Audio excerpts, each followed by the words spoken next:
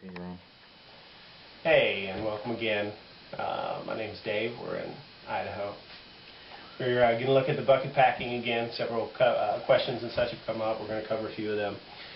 Number one, people say, well, what type of bucket do I need? Yada, yada, yada. What's food grade? I don't know if you can see that or not, but there's the little three arrows chasing each other, the little recycle symbol, and there's a 2 in the center. That's HDPE number 2. It's the high density polyestyrene, blah, blah, blah, blah, blah, plastic.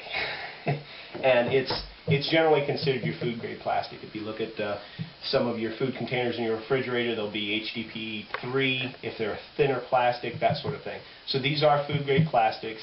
If you contact RoPack or any of the big manufacturers and tell them you want to pack food for storage in their buckets, they will recommend an HDPE number 2 bucket.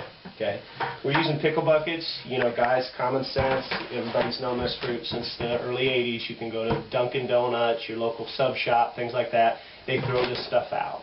All right, so you can pay $4 or $5 for a thinner bucket from Lowe's with the cheap lid, or you can go and get them for free, or give Sally behind the counter $1 to hold them for you, that sort of thing. That's the buckets. We want to talk real quick about Mylar. There's a lot of about oxygen absorbers. There's a lot of confusion on how to use these and things like that. Typically, we're using 5-gallon buckets here today. Typically, what you want to use is about 2,000 cc's of absorption for a 5-gallon bucket. You can do that number of ways. Okay, there's some absorbers. You can tell these ones here are larger, and these are 2,000 cc's. This is a multi-sorb product. It's manufactured as Fresh Pack.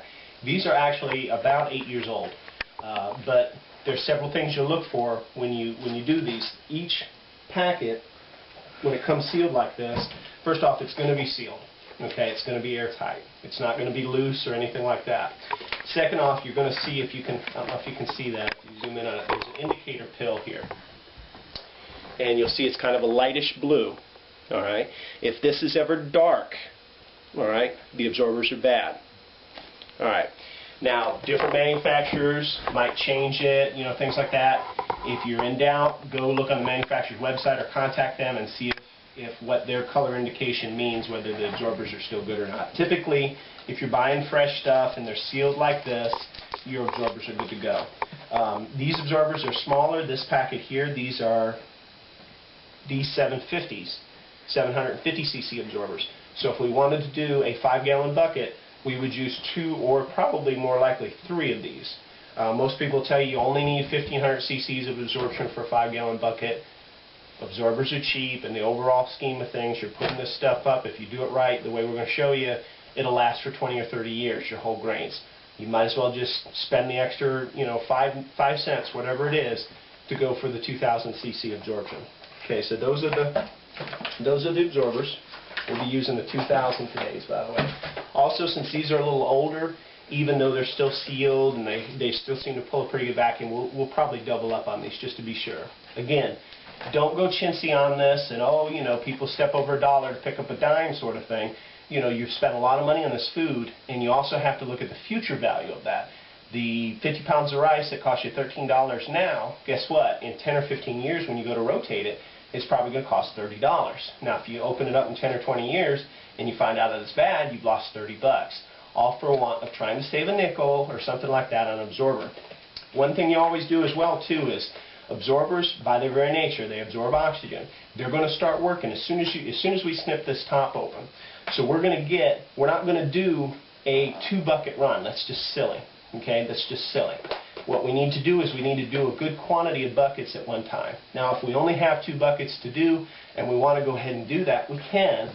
All right, but oxygen absorbers are designed to be used up, all of them in the packet, when you open it. Okay, people will tell you can put them in mason jars and reseal the package. You're going to have marginal luck, if any, with all of those. There's a lot of folks that don't have any luck with that. I personally haven't either.